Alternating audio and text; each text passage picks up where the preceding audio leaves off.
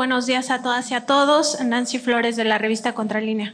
Presidente, pues estamos aquí en este lugar tan emblemático por lo que significó para Genaro García Luna. No solo se trata de la tecnología, sino de los datos, de la información tan sensible a la que tuvo acceso, información que pues no tenían otras agencias. Se habla incluso de que este búnker tenía conexión con algunas otras agencias de otros países, ¿no? También con la Interpol e incluso con Estados Unidos. Esta información, pues al final acabó siendo parte de esta alianza de Genaro García Luna con el cártel de Sinaloa. Ya se sabe, porque las autoridades de Estados Unidos así lo han documentado, que Genaro García Luna fue socio del cártel de Sinaloa y bueno, ya la secretaria Rosa Isela mencionaba estos 5 cargos. Presidente, preguntarle si en su gabinete ya hicieron algún análisis de cómo penetró el cártel de Sinaloa, qué tanta información tuvo, cuánto se dañó la seguridad nacional de nuestro país por esta alianza criminal que se sostuvo en el gobierno calderonista y que por supuesto no hay que olvidar, Genaro García Luna era la mano derecha de Felipe Calderón. Bueno, yo creo que sí hay elementos para sostener de que imperó durante el gobierno de Calderón un narcoestado.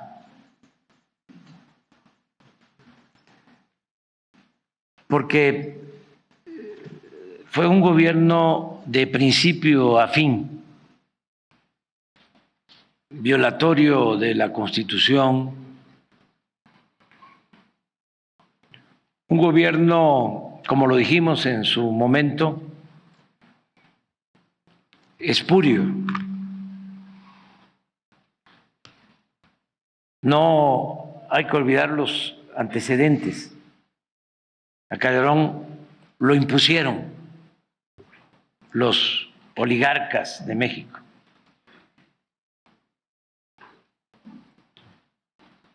Él no ganó la elección. Hubo un fraude orquestado en el que participaron funcionarios públicos, el presidente Fox, los medios de información, las cúpulas empresariales.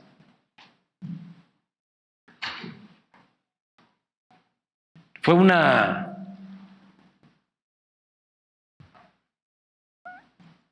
asociación de intereses para evitar que se llevara a cabo un cambio verdadero en el país. Al final, esto para los jóvenes, a Calderón se le impuso con una supuesta ventaja del 0.5%. Pero hay evidencias, pruebas de que en Guanajuato, y esto explica muchas otras cosas que se están padeciendo hasta la actualidad,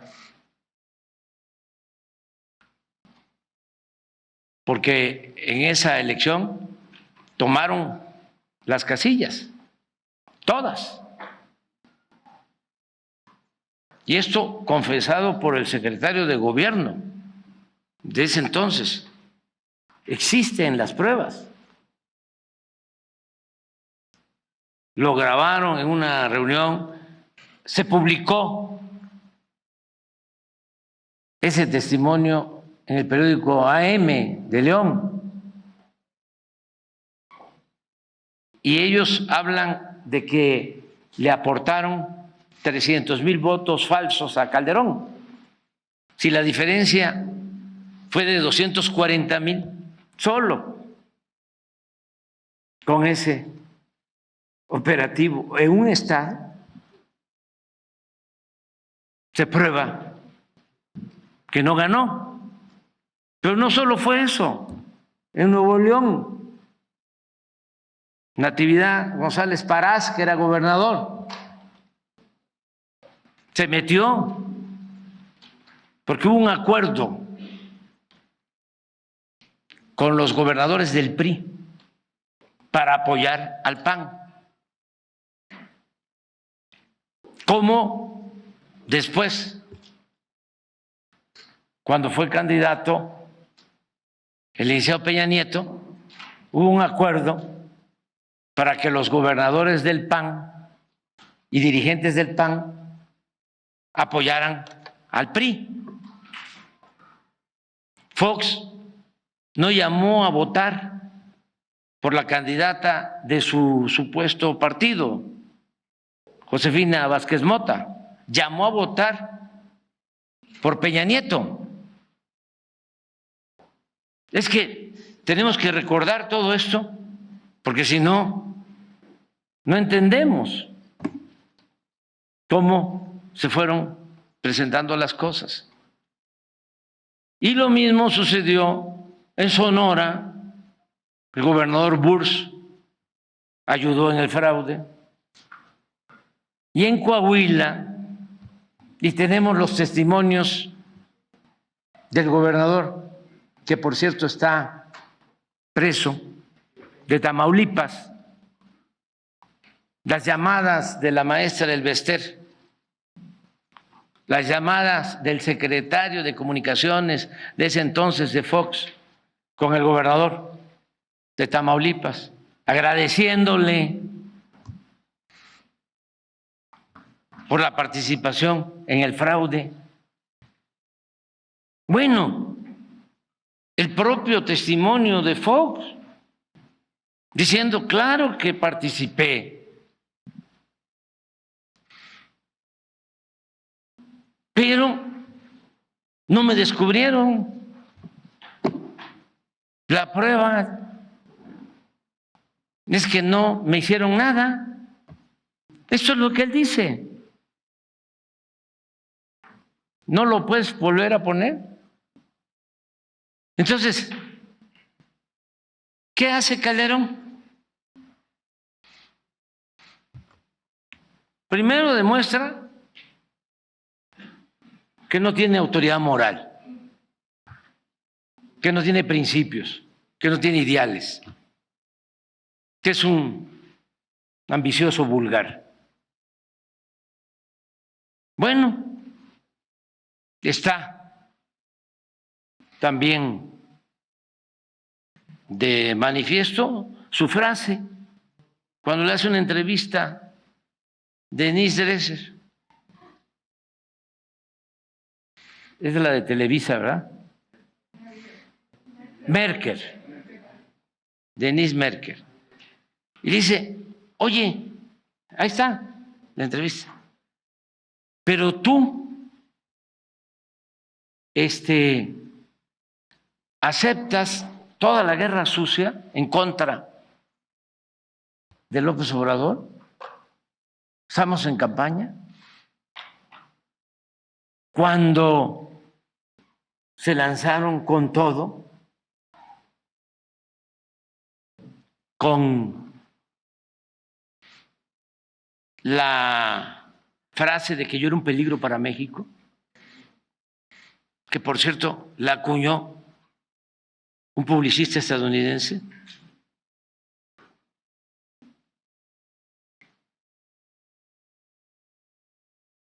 y el que era embajador de Estados Unidos después, Sarucán, participó. Bueno, el conteo de votos estuvo a cargo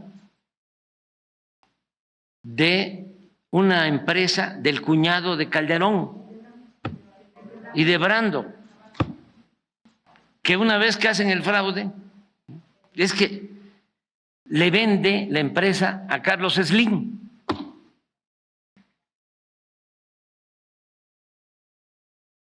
O sea, todo esto sucede.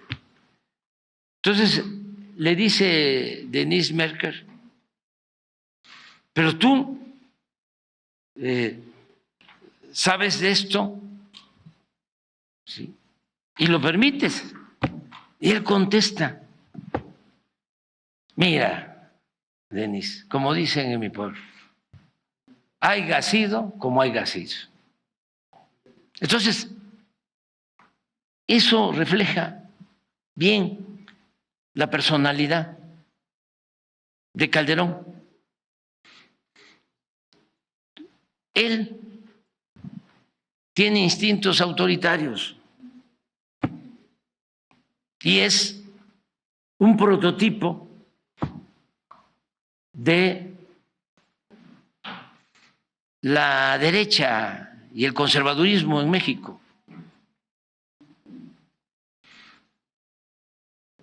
Entonces, él es un partidario del uso de la fuerza.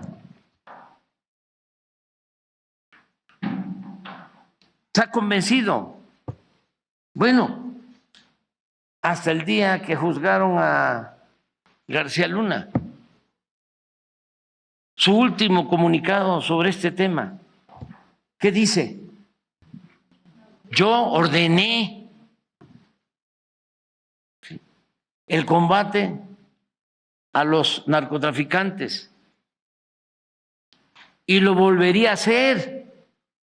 O sea, yo les declaré la guerra y lo volvería a hacer. Porque es una manera de pensar, de ser. Por eso somos muy distintos. Por eso siempre hablo de que existe el pensamiento conservador y existe el pensamiento liberal.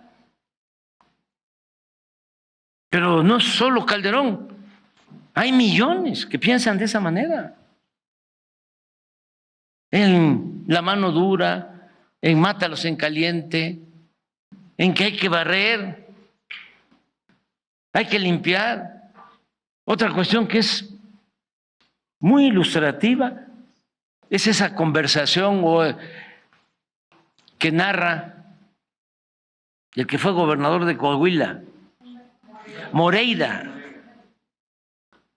cuando dice Moreira que tienen un diálogo y le pregunta a Calderón por una persona y le dice, hay que castigarlo, le dice Moreira. Y Calderón le dice, no, hay que eliminarlo. Y dice Moreira, Felipe, fíjense para que Moreira haya dicho eso. Felipe, me diste miedo. Miren, el arquitecto Pani era muy cercano a Obregón y una vez le preguntaron, oiga, si usted que es tan cercano a Obregón, usted que es tan cercano a Obregón, ¿por qué no le pide que le ayude para que usted sea el próximo presidente de México? Usted es un hombre inteligente y sería muy bueno. Estaba en Hacienda, Pani. La respuesta de Pani es muy ilustrativa. Es que yo no estaría dispuesto a mandar a matar a nadie. Porque en aquel tiempo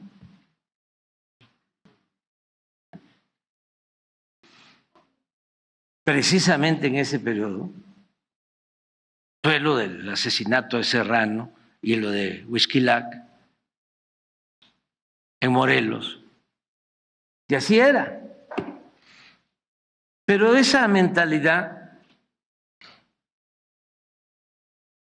autoritaria, facha, desgraciadamente, se mantiene, prevalece. No se olviden que cuando el presidente Madero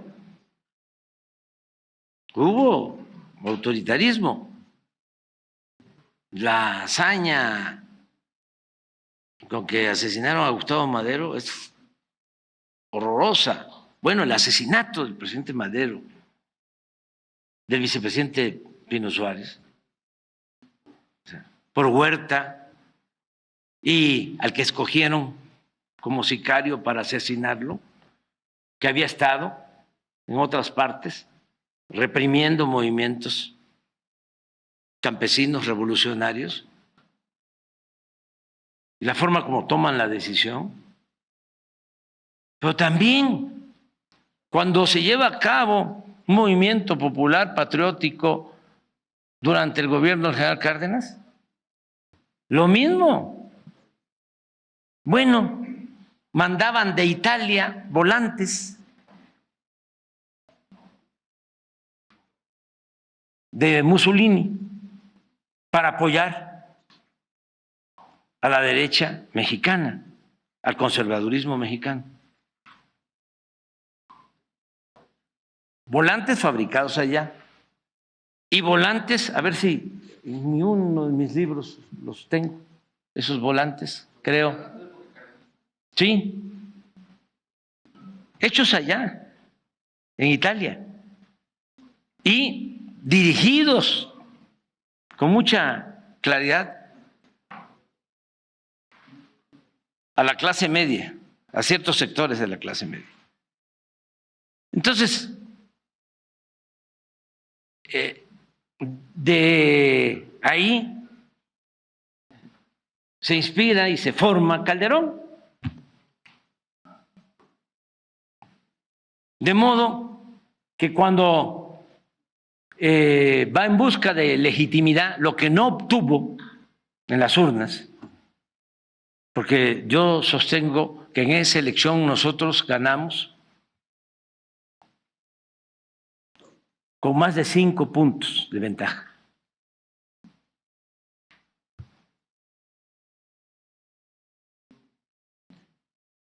Entonces, él sabe perfectamente que no ganó.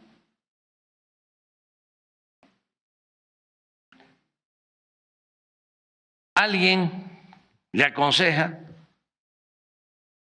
porque en ese entonces no había una situación de descomposición en el tema de la inseguridad. Había, desde luego, desde hace tiempo, narcotráfico y violencia, pero si se ven los niveles que habían antes, ahorita los vamos a ver. Pon la lámina también de homicidios. No era para una reacción así, entrando al gobierno sin un diagnóstico, sino con fines espectaculares para legitimarse. El otro día, una compañera que no sé si miren, esto lo mandaban desde Italia en la época.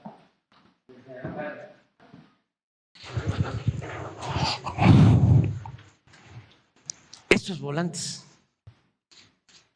son de un archivo. Obrerismo sí, justicia social sí, bienestar económico sí, organización sindical sí, comunismo no. Mira, esto es un error de Italia. ¿Por qué? Es traición a la patria, tiranía soviética, esclavitud ignominiosa, odio y destrucción. Miren cómo se llamaba la Confederación. Confederación de la Clase Media. Y hay otros, ¿no? A ver.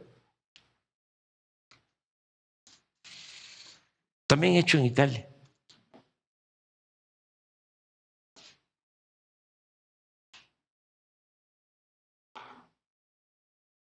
también Confederación de la Clase. Bueno, a ver.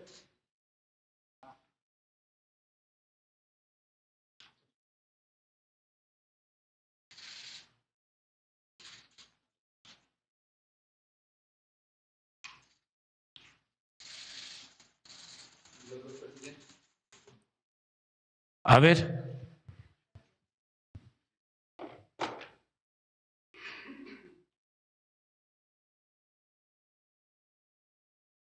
Miren.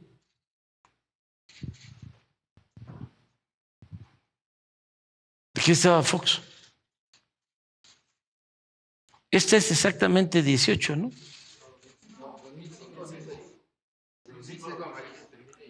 Aquí.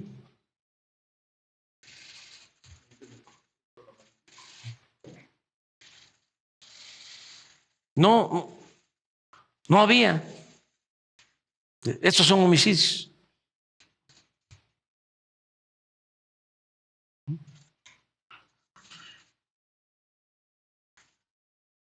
Y este declara la guerra aquí. Y mire.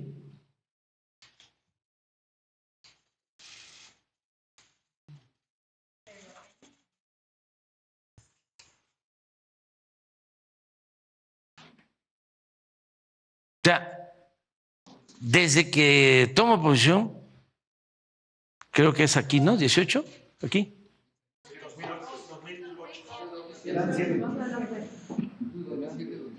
Ajá.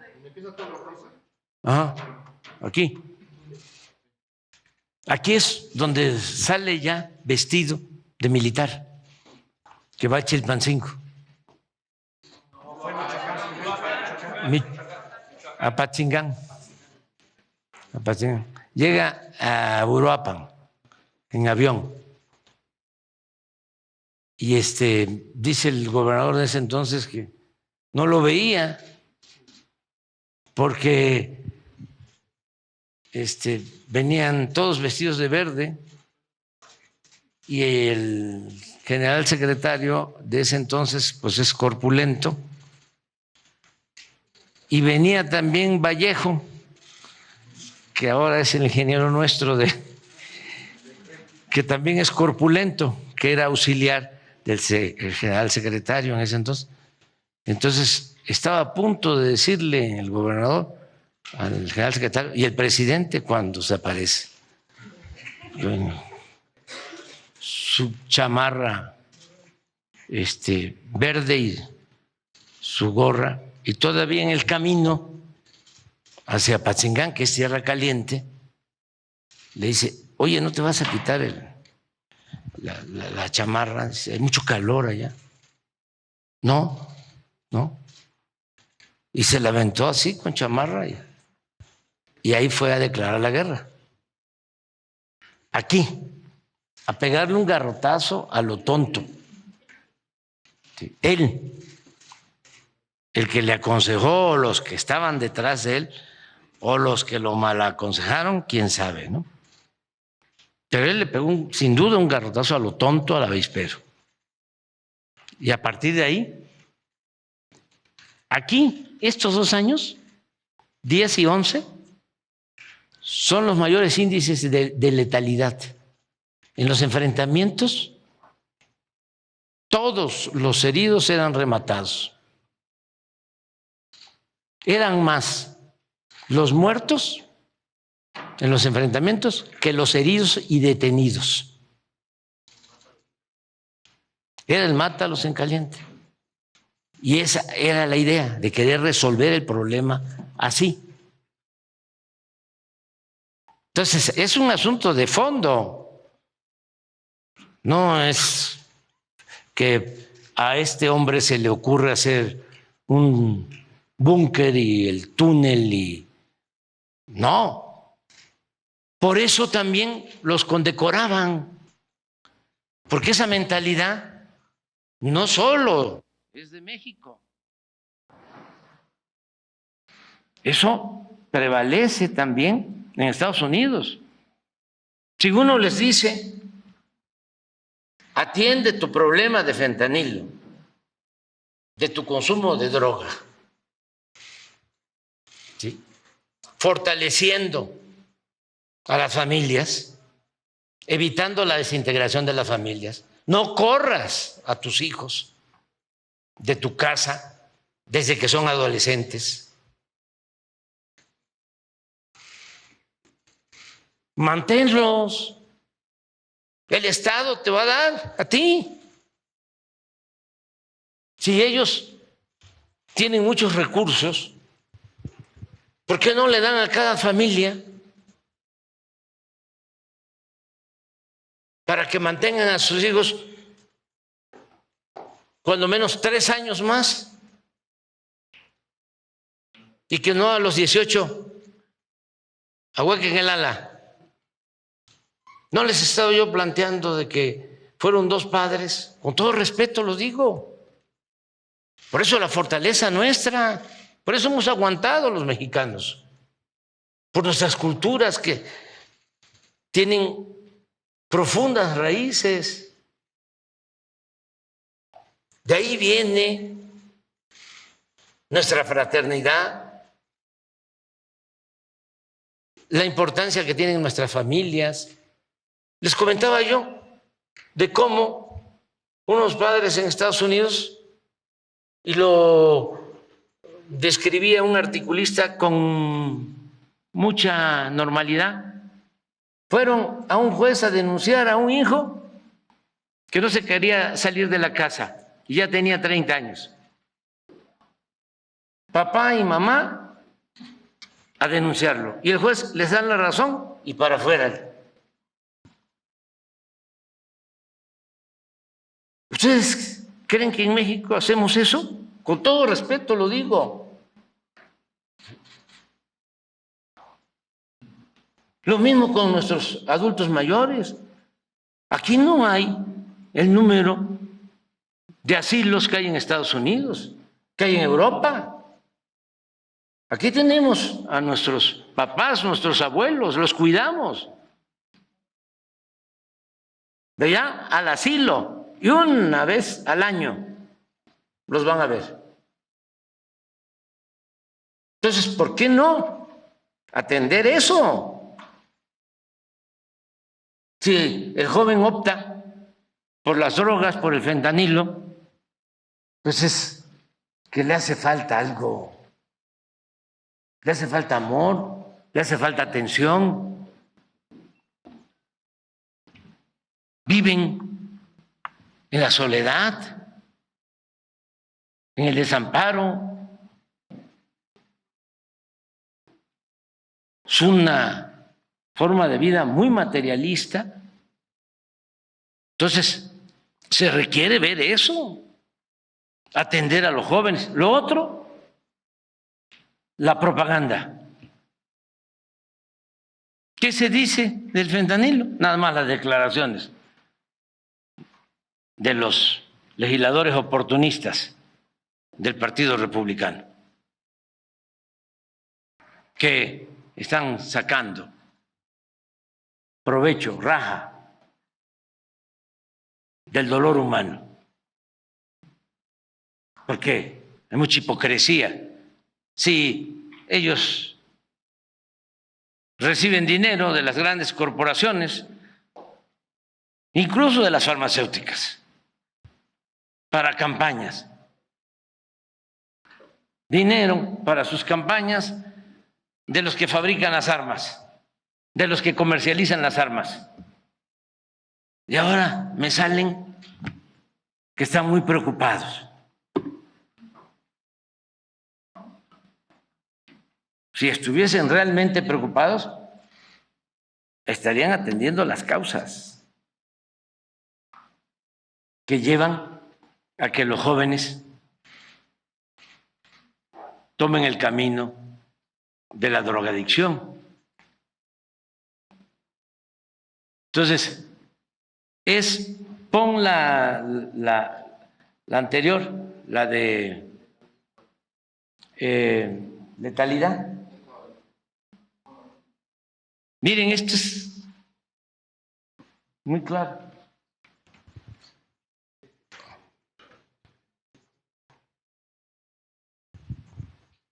Aquí está. Un año después de que construyeron esto. Miren los muertos. En el 11. 1,412 en enfrentamientos. Heridos y detenidos.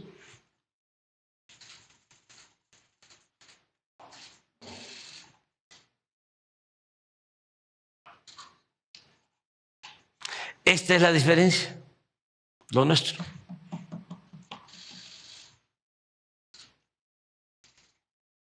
Heridos y detenidos.